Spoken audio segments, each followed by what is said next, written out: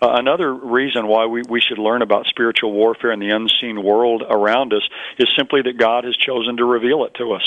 God has told us a lot about Satan and about demons and about spiritual warfare, and if God has taken the time in His Word to describe and delineate this hidden spirit world behind the veil of the scene, then I think it's very important for us to study these things.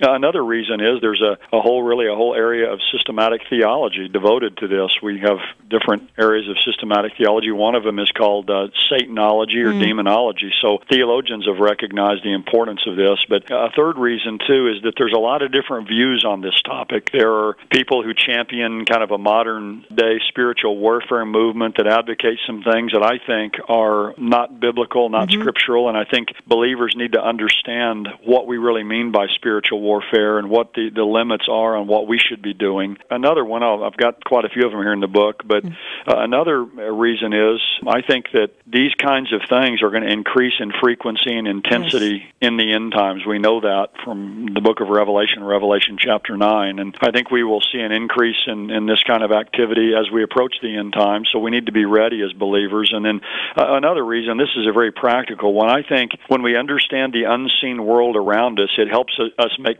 sense of what we can see. It explains a lot of what we can see. You know, people see all the evil in the world and all the wickedness and all the trouble in this world, and people who don't know the Bible are just kind of left really scratching their heads, you know, why is this happening? But I think when we understand the invisible war that's going on, it helps us understand and see the world as it really is. And so those are some very practical reasons why I think it's important for us to understand this topic as God's people.